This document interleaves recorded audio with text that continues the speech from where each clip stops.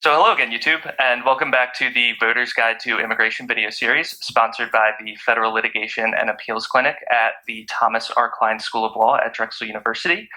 I am Brian Loughnane, a student advocate with the clinic, and I'm here today with Shoba Wadhia, the Associate Dean for Diversity, Equity, and Inclusion at Penn State Law.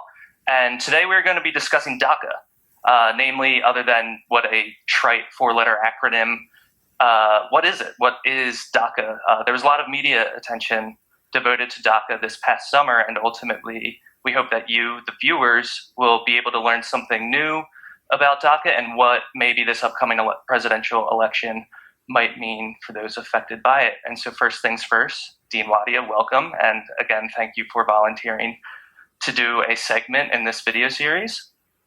Glad to be here. Yeah, and we are very happy to have you as well. And so the first thing that I'd like to do is actually just have you maybe introduce yourself a little bit, some of your professional and academic background. I think that will really help understand why you have a lot to share about what's going on in the immigration sphere and DACA as well. Sure. So I have been in the immigration field for more than 20 years. So when I started practicing immigration law, it was before an agency that doesn't exist anymore called the Immigration and Naturalization Service. I was in D.C. for many years practicing and teaching. And then for the last 12 years, I have been on faculty at Penn State Law, where I teach courses in immigration and asylum and refugee law. And I also direct a clinic called the Center for Immigrants' Rights Clinic. Much of my research is focused on the role of discretion in immigration law and the history and application of it. So there's a great overlap between this tool of discretion and DACA, what we're going to talk about today. Right. And I've written a couple of books. One is a textbook on immigration that is pretty recent from Carolina Academic Press with my colleagues Stevie Allaire and Lenny Benson. And I've also written two academic books. Perhaps most relevant for today is a book called Beyond Deportation, the Role of Prosecutorial Discretion in Immigration Cases. And that walks us through prosecutorial discretion and deferred action from the Eisenhower administration through the John Lennon immigration case to the present. Great. Well, thank you so much. And so being that most of your work has kind of focused on the role that prosecutorial discretion, that does lead very nicely into DACA. Could you just briefly explain what is DACA? What do the four letters stand for? How long has it been around? What were some of the policy rationales and justifications for DACA when it was adopted? Sure. DACA stands for Deferred Action for Childhood Arrivals. It was announced by former President Obama in 2012 from the Rose Garden at the White House. And it was an announcement that came on the heels of many months, if not years, of advocacy from young immigrant youth and immigrant communities and organizers, as well as demands made to legislators to pass a legislative solution to protect young people who have been in the United States since they were young, who are contributing in meaningful ways to have a permanent solution. And so when there was a legislative stalemate, if you will, around a bill called the DREAM Act, the demands on the administration to do something were greater. And of course, the limits of an administration also really matter, because what was announced was not legislation or a legal status for young people. Rather, it was a deferred action policy. And so the policy was designed as follows: to enable people who came to the United States before the age of 16, who've been in the United States for a set period of time, who are in school or graduated, who don't have a serious criminal history as defined by the government, to request a type of deportation protection called deferred action. And deferred action is a type of prosecutorial discretion. It's been part of the immigration system for decades. So I mentioned the former Beatle, John Lennon. He's someone who, through his attorney, sought for and received deferred action. And then there are, of course, thousands of less famous people who have received deferred action over the years because of their equities. That might include having been in the United States since a very young age, or serving as a primary caregiver to a U.S. citizen, to provide a few examples. And the rationale behind deferred action, or DACA, is really consistent with the rationale of why we have prosecutorial discretion at all. The government has limited resources.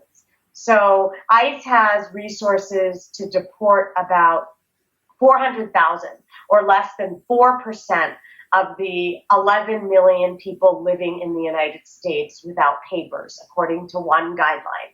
So choices have to be made. Who is the government going to spend resources on to deport, and who is the government going to leave alone? And so every year, millions of people are left alone because of limited resources. Now, there are lots of different kinds of prosecutorial discretion, and deferred action is one of the most precious. And I say that because once someone is granted deferred action under another regulation that was published under the Ronald Reagan administration, a person who is granted deferred action can apply for work authorization if they're able to show economic necessity. And so the 800,000 plus kids who have received DACA since its operation have also been in a position to request for and receive work authorization. And this has enabled them to work, to support their families, to support their tuition bills. So the justifications are economic. And I'll end by saying that the justifications have also been humanitarian. Right. So if you look at the history of deferred action and prosecutorial discretion in the immigration system, you see a pattern of compassion and equities that are informing who is protected. So it should surprise no one that DACA is a policy that protects people who bear equities that we might, as a country, find socially desirable, or so-called low priorities for immigration enforcement. Right. And the one thing that I'd kind of like to pick out of that, because, one thing, particularly since the 2016 presidential election and following a lot of Trump's rhetoric during his campaign, is that, restrictive immigration is necessary as a public safety concern.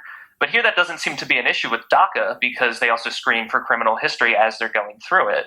And so I'd kind of like to kind of piggyback off that to really kind of hear what you've kind of observed the Trump administration do with DACA. What has their treatment and views been toward it?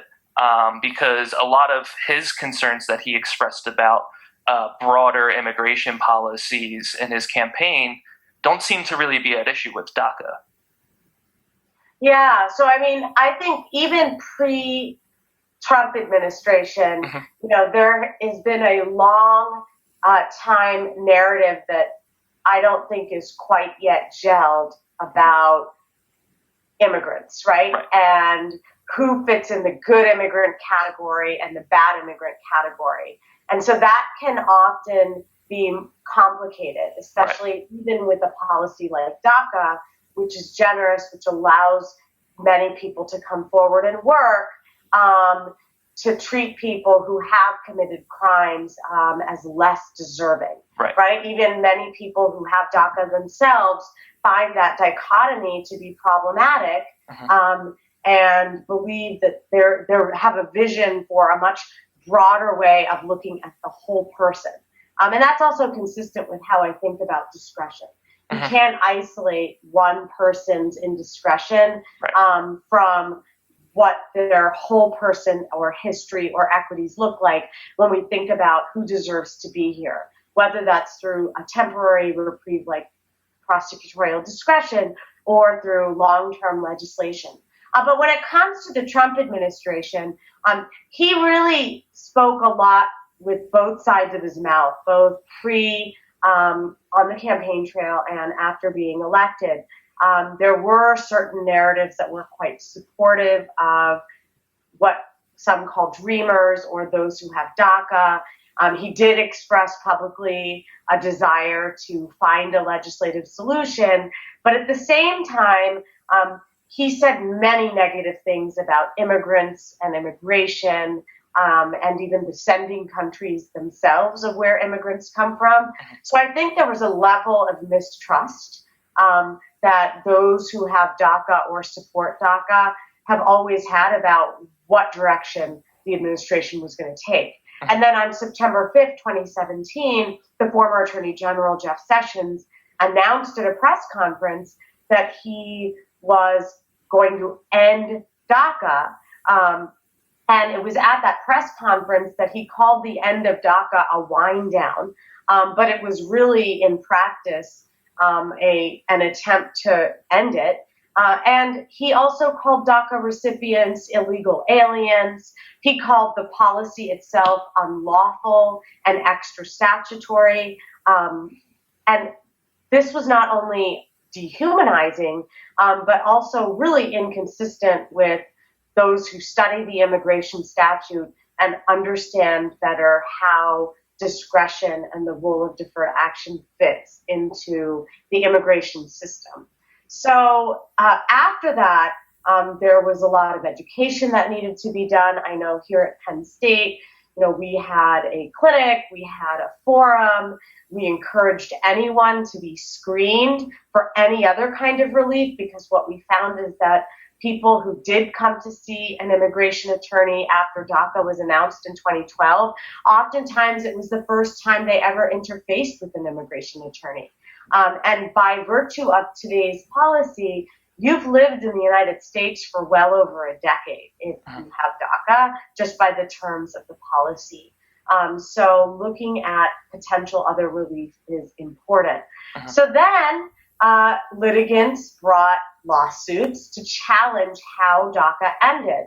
And there were lawsuits all over the country, the most significant of which ended in California, in Maryland, in New York, and the judicial outcomes in those lawsuits largely rested on administrative law, where these courts found that the way DACA ended was arbitrary under administrative law. And that's an important point to make, because the challenge was not around whether DACA itself was legal, but rather on the way in which DACA ended. And the way it ended was through this press conference, coupled with a memorandum that was signed by then Secretary of Homeland Security. So here the administration is losing in the lower courts and goes to the U.S. Supreme Court asking it to hear the case. And the Trump administration did this multiple times. And the most recent time it did this, the Supreme Court agreed. And this is when the court said, okay, we'll hear arguments, and we want to hear arguments from parties on two questions. First, can this DACA case be reviewed by the court at all? And second, if the answer is yes, is the way DACA ended, was it lawful? So those were the two questions before the parties. Oral arguments were held in the spring, and then we got handed down with a decision in June that held in a 5-4 majority opinion that the way DACA ended was arbitrary and capricious under administrative law.